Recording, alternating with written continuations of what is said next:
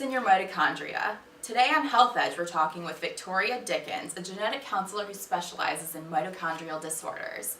Hi Victoria, how are you today? Oh, I'm doing well, Katie. Thank you so much for having me.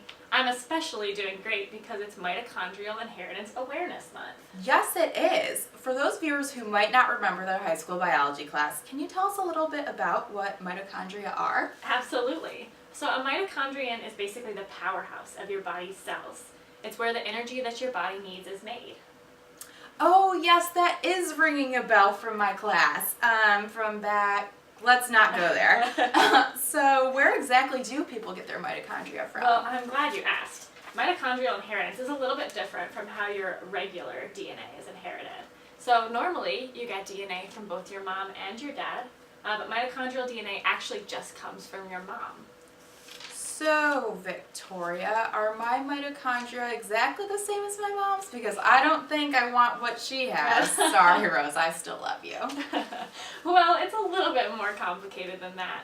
It might actually be easier if we talk about a specific mitochondrial disorder. So let's take MELAS, for example. Oh, MELAS, what's that? Well, I was just about to get to that. MELAS stands for mitochondrial encephalopathy, lactic acidosis, and stroke-like episodes. Geez, Victoria, thanks for scaring all our viewers. Oh, I'm so sorry. Well, let's just say, hypothetically, that my mom has this condition, MELAS. This means that some of her mitochondria don't work properly. So when I was conceived, she passed on both copies of her normal DNA and her broken DNA to me. And then what happens? If between 1 and 19% of my mitochondrial DNA is broken, like my mom's, then I have a 20% chance of having MELAS.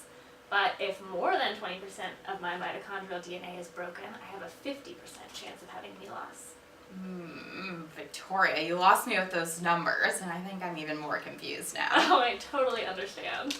Percentages can get pretty confusing. That's why I actually brought some supplies with me today. Would you like to go to the kitchen? Of course. So, Victoria, what do we have here? Well, I brought some stuff. I thought we could make some cookies together. Does that sound good? That does. Okay, great. Well, we made the dough just a few minutes ago off camera because it was kind of silly.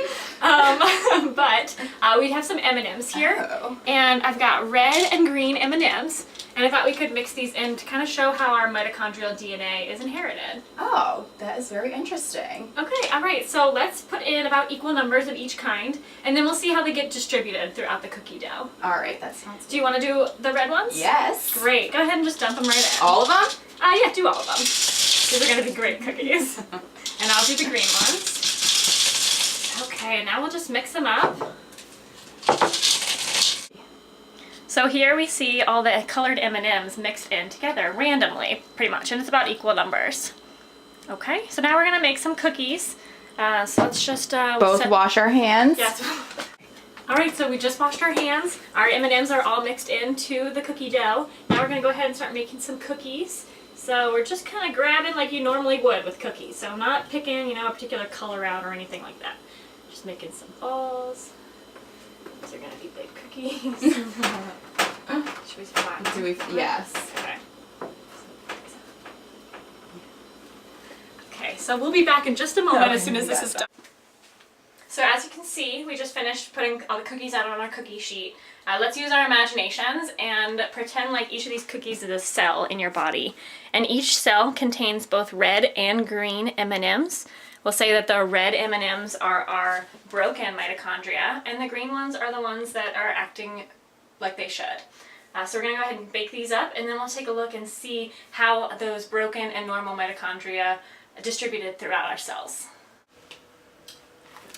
All right, Victoria, so what do we have here? Some great looking cookies, am I right? All right, so let's just take a look here and compare how many green and red M&Ms we have, and that'll tell us how many broken and normal mitochondria we have in our cells. So is each cookie a cell then? Yes. In our body? Mm-hmm. Each cookie is a cell, and each M&M is a mitochondria.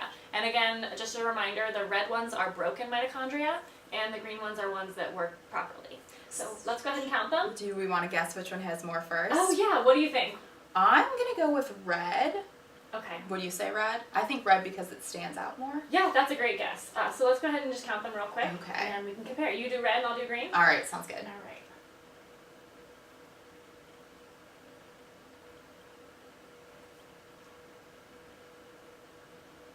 Are you done? Yes. Okay, so I got 46 green M&Ms. I only had 30 red ones. Okay, so what does that mean, do you think, if we have more green or normal mitochondria? Okay, so if there are more normal mitochondria in the cell, that means there's a greater chance that the individual won't have me loss. Yes, absolutely. So what if the tables were turned, though, and we had more red or broken mitochondria? So that means they would have a greater chance of having me loss. Yes, exactly. You're getting it now. Does it make a little bit more sense? Yes, it makes so much more sense without all those numbers. Okay, yeah, sorry. Those percentages really can get in the way sometimes. So just to recap, again, mitochondria does come from our moms, and it's a pretty random process, actually, the way you get what you get. And that's about all I have today. All right. Well, thank you for coming in on this special for Health Edge today. Absolutely. And I hope everyone enjoyed our little special on mitochondrial inheritance. And we're going to go eat these cookies now.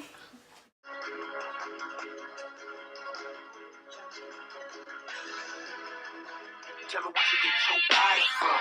Baby, what you get your body from? Tell me what you get your body from. I got it from my mama. I got it from my mama. Over what we did earlier. I know. Great success with the whisk. Not. Oh, no, we don't want that. It's like Can I that's. pull it out a little bit? Yeah. So we can both. Yeah. Our imagination here. Let's just imagine because it's Mitochondrial Awareness Inheritance Month as I talk about. Hypothetically speaking, let's say that your mom has this condition. Let's say that my cookies already. I am not a baker. Hey Darla, did you learn about mitochondria? Yeah? Yeah? You're a good girl.